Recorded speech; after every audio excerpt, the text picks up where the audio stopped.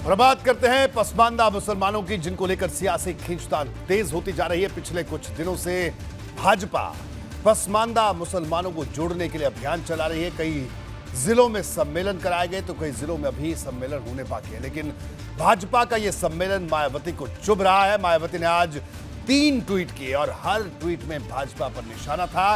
हर बार की तरह इस बार भी मायावती के निशाने पर भाजपा के अलावा आरएसएस रही।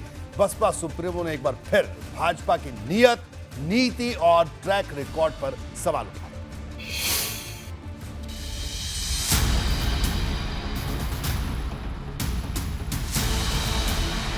लखनऊ से शुरू हुआ भाजपा का पसमानदा सम्मेलन रामपुर, बरेली और एटा के रास्ते हर जिले तक पहुंचने की तैयारी में है।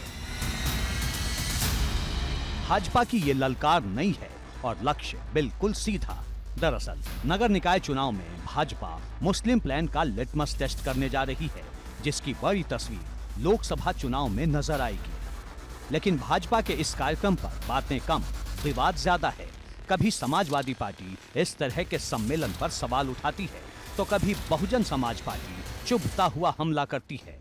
मायावती ने ट्विटर पर लिखा, अपने केवल संकीर्ण राजनीतिक स्वार्थ की खातिर पसमानदा मुस्लिम समाज का राग भाजपा व आरएसएस का अब नया शिगुफा, जबकि मुस्लिम समाज पहले मुसलमान हैं और उनके प्रति इनकी सोच, नियत, नीति एवं इनका ट्रैक रिकॉर्ड क्या व कैसा है, ये किसी से भी छिपा नहीं। आपको याद होगा अपना दौर, जब आपसे मिलने की फीस 5 लाख रुपए हुआ करती थी। आपके सत्ता के केंद्र महबूब मुनकाद अली और नसीमुद्दीन सिद्दीकी हुआ करते थे। आप याद करिए वो दौर जब आप 5-5 करोड़ लेकर के टिकट दिया करती थी, तो आपकी पार्टी में पसमानदाओं के लिए, गरीबों के लिए, शोषितों के लिए कोई जगह है नहीं। आपका नाम मायावती की जगह मायावती होना चाहिए। सियासत में मान्यता है कि मुसलमान भाजपा को वोट नहीं करते, लेकिन भाजपा पूछती है कि बिना मुसलमानों के उसने यूपी में इतनी बड़ी सफलता कैसे हासिल कर ली। यानी भाजपा ये बताने की कोशिश करती है कि हर वर्ग और हर समाज के लोग उसे वोट करते हैं। हालांकि ये पहली बार है जब मुसलमानों के नाम पर इतना बड़ा मंच सजाया जा रहा है, जिस पर विपक्ष को ऐतराज है।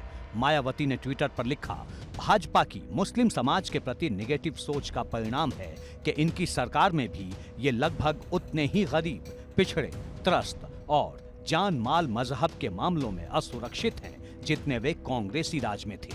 मुस्लिम समाज का दलितों की तरह पसमानदा और उपेक्षित बने रहना अति दुखद व दुर्भाग्यपूर्ण।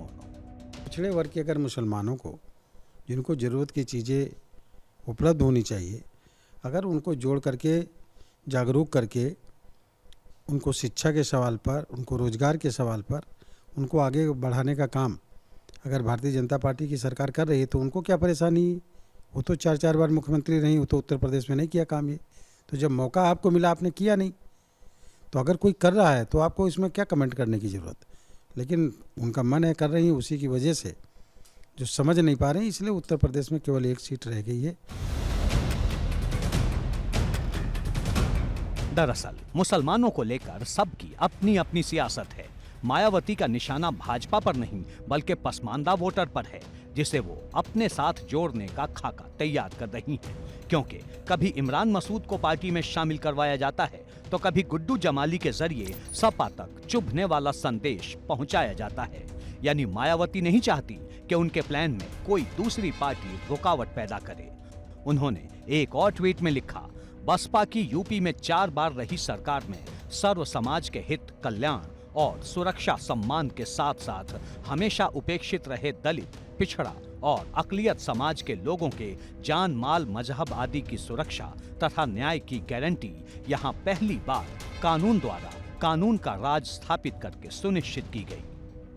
यूपी की राजनीति में मुसलमान हमेशा से केंद्र बिंदु में रहे हैं, लेकिन ऐसा पहली बार हो रहा है जब भाजपा भी मुसलमानों का दिल जीतने की इस रेस में शामिल है। संविधान में हम सबको साथ लेकर के चलते हैं। आदरणीय प्रधानमंत्री नरेंद्र मोदी जी ने सबके जीवन में बदलाव लाने का काम किया है। सबका साथ, सबका विकास, सबका विश्वास के साथ काम कर रहे हैं और जन जन में भरोसा भारतीय जनता पार्टी पर बढ़ रहा है। कुल मिलाकर यूपी में भाजपा की तरफ से कराए जा रहे पसमानदा सम्मेलन को लेकर सियासत उफान पर है और निकाय चुनाव के नतीजे मुसलमानों पर होने वाली राजनीति का नया अध्याय लिखेंगे। एबीपी गंगा के लिए ब्यूरो रिपोर्ट।